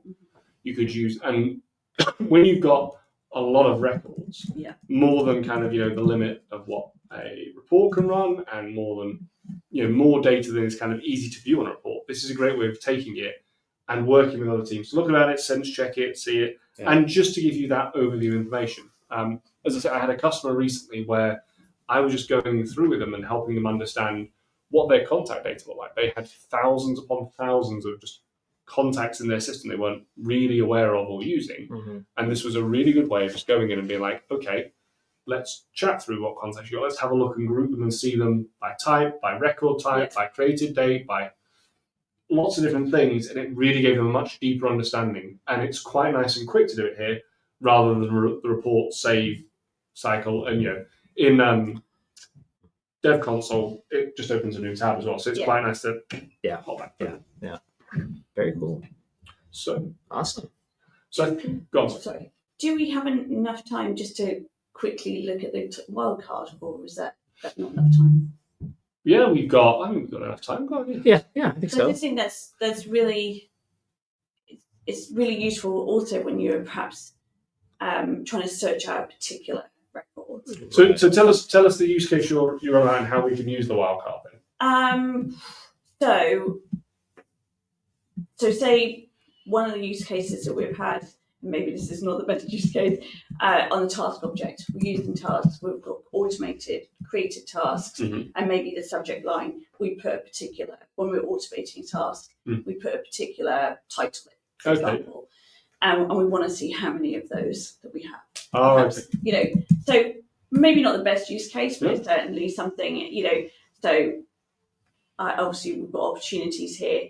I don't know what you've called your opportunities again. So the opportunities all have a name, which is the account name, a number, and then something else. But for a group of them, they do have flip in them. So there is a 50-50 chance that they have an item in the future. So if we do that. There you go.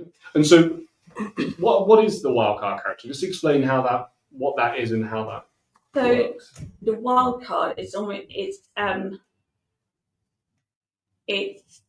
if you put it at the start, it's like the suffix of that text. If you put it at the end, it's like the prefix. It's searching for that piece of text is either the suffix or the prefix. Yeah. Right. Yeah. And you can do it on both ends. Yes, you can do it on both ends, so it contains. So the way I think about wildcard, so this particular wildcard, the %, and in other text-based searching, it can sometimes be represented as a star. Yeah. Right? Is 0 to many characters, is the way that I think of it. Oh, okay. There's another wildcard that exists in some, and I don't know if it works in SOQL, that can be replace a single character. And that can either be reflected as an underscore or a dot. I've seen it used as. I'm just having a quick look now to see if there are. There is underscore. So there's a few. So we have like in. So so you're using like. Yeah. So you can use that, or you can use underscore. So if you tried underscore flip, I believe it would search for only. It has. Let me try a slightly different. Oh no, underscore matches exactly one character. Exactly one character. So for instance, if I wanted to do, so let me quickly, opportunity wildcard, and we'll save that. And then we'll do select ID name from account where name like ACCT space. The ACC, by the way. ACC? Okay, ACC space. I'm just checking the, so it's ACC space. Let's say underscore 1. Okay, yeah. I should get some results, I think. Yeah. So. That's really cool. So that's another great sort of little quick item you can use there to help you get access to the data. I think the important, wildcards are super powerful. They're also typically slower queries. So if you're looking for something that's going to be, if performance is something you're concerned about, especially on a big query with lots of data. You just have to be patient. Yeah. Or again, and this is also that thing where, like, when you're doing string searching, Yeah. SOQL might be more appropriate. And SOQL could be, yeah. So that's where, but as we said, like, there's no query builder for SOQL. No. Like, nobody's invented that yet. And typically I use it for analysis. I'm analyzing, like, it's not something I would use right in a query. I want to do something, I'm analyzing, I'm trying to find something. That's when I would use the wildcard. Yeah. And the reality is, like, there's a nice tool that already kind of does it for you. It's right there. Yeah, it is. Ta-da! So cool. Yeah, wildcards. I'm glad you brought that up. Cool. Yeah. So I think we've got about 10 minutes left. So should we kind of summarize what we've gone through? Mm-hmm. Yeah. So what have we gone through? A lot. Yeah. Well, queries are kind of everywhere, I think, is a good starting point, right? Yeah. And everybody's using them. You just don't see it. Mm-hmm. I think that's a good takeaway. Absolutely. And actually, how can we utilize the power of SOQL to actually analyze data, check what we're doing, test what we're doing, and make us much more proficient admins? I think that's like what when we first had the idea for this session, and when we were trying to get it out there, is to kind of help admins feel like they could use the tool and work with it to get views of their data, or to check what they're doing, or to think if something even needs doing. Like, sometimes you just need to be able to sit there and say, like, actually, is this a problem? Do we have that? Like, is that, or just retrieve a record and just inspect it properly, or whatever it might be. And I think that this is a really powerful tool that allows you to do that in what, to me, I love most about it, and is that it's ephemeral. Like, it goes away. You run the query. Yep. It's a point-in-time view, and then you never have to worry about that having an impact anywhere. Yeah. Like, one of the big things that I know a lot of admins struggle with in their role is just like report proliferation. There's 10,000 reports, and you've just got to deal with them. And I'm not saying that we want to encourage users to do this, but as an admin, for yourself to be able to sit there and say, actually, I'm going to save that quick query. So the next time I need to find out, what are these things? You can run a report, you can do that. But if you're doing something with a large amount of data, or you need to export the data or work with it, it's just much quicker, because rather than having to add like a formula ID field, even And I think that that's that from that standpoint of just ad hoc going to look at a set of records. If all you know is reports, that's fine. But going back to that word declarative, I think when non-coders think of programming languages, it can get a little bit hairy, because there's a lot of logic. There's particular, like, you have to structure a certain way, and do you have to write a method, and how do you do that? But with SOQL, it is declarative in that, there's these very straightforward keywords. There's very specific things you put after them. And once you sort of take in and understand that syntax, that's all you ever do. There's never an if statement. There's never a loop. There's never branching. It's just go do the thing. And, so from that standpoint, I think for someone who maybe is intimidated by coding, or just doesn't want to be a coder, SOQL is kind of a middle ground that you can reach where, technically it is code, right? But, it doesn't have a lot of that other stuff that you have to take on board and understand to make it work. Mm-hmm. It is a really interesting thing as well about communication. So one of the things that I've found SOQL useful for before is with if you are a BA or an admin, or someone functional who's helping to define requirements and is working with a developer, being able to say, we need to do it on this set of data, and you being able to go in and write a query that gets the data exactly you want, and then you can send that to them and say, this is what the basis needs to be, is super powerful. I mean, there's all sorts of ways you can take this. In that, I've used in orgs I've worked in before, where we've had certain cleanup jobs that needed doing. I've had a batch class where you can just run it and pass in the query, and it will go away and just know that it needs to delete some data, and you can change to how you identify it. It's really good for marketing cloud individual email results. millions of those things. Yep. You don't use them all; they block up your org.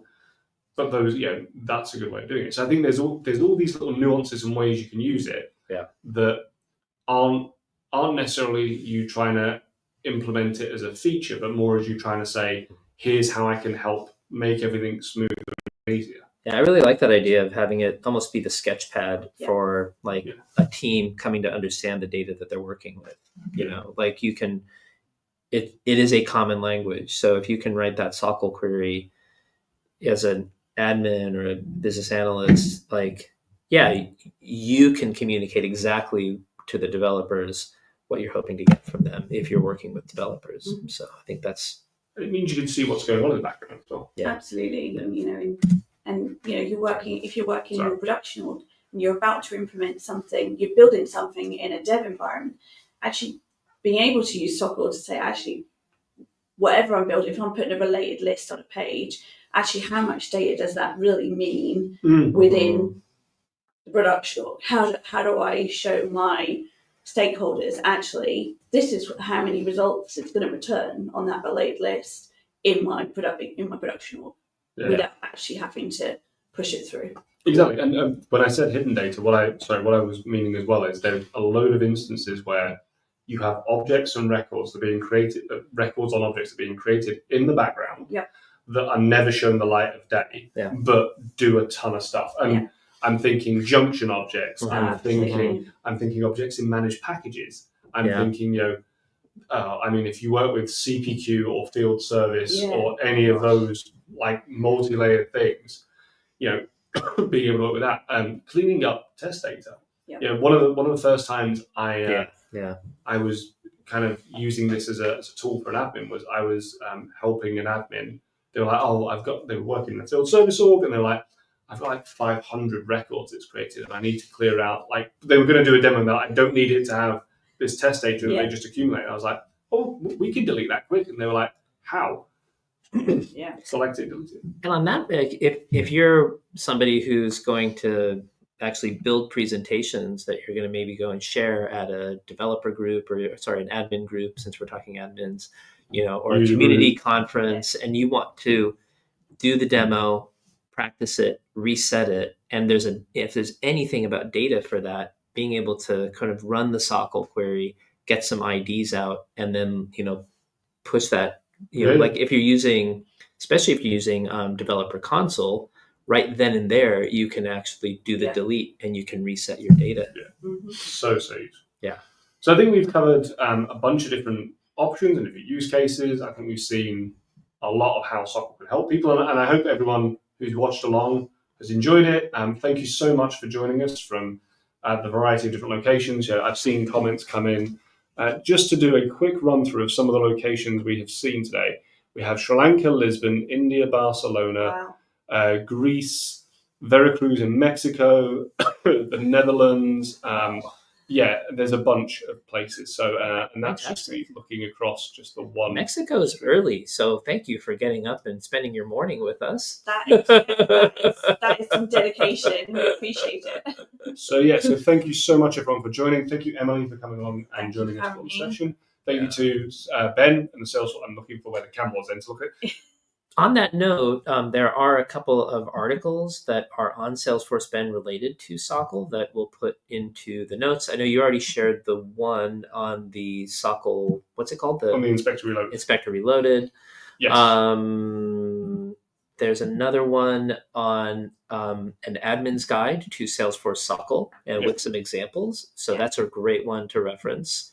And then the other one is Salesforce SOQL Queries and Limits. So there's a few that would be great for people to check out on the SalesforceBen website, which of course we want to give a shout out, in thanks for using their facilities, welcoming us here, giving us a place where we can sit down and do this in the same place. So definitely. So thank you to Ben and the entire Ben team for helping us. I'll put a link to those in the description on the YouTube one, and we'll put them in the comments as well on LinkedIn Live. If you want to watch this, if you're watching this on catch up, thank you for doing so. We hope you've enjoyed it. Please leave us a like and a comment if you have. Remember, if you want to watch this or any of the previous recordings, you can find them all on Cloud Bytes TV on YouTube. That's Cloud Bytes TV, or you can watch this again on the SalesforceBen LinkedIn page. Thank you so much for watching. And really quickly, join us next time for more integration. Yes, so in 2 weeks' time, Peter and I will be back together, just Peter and I, I'm afraid, this time, where we will be going through and working on the next step of what we're calling our Marvel Cinematic Universe Stage 1. Yeah, we've got a big plan, but integrating Apex and Pexels a bit further to bring back some data, bring back some images, and start displaying them in Lightning Web Components and talking about that. So thank you so much for watching, Peter. Thank you. Yeah, thanks everybody, and Emily. Thank you so much for joining us. Thanks for having me. Yeah. I really appreciate it. And thank you everyone again for watching, and we'll see you on the next one. Ciao. Take care. Thanks. Bye now.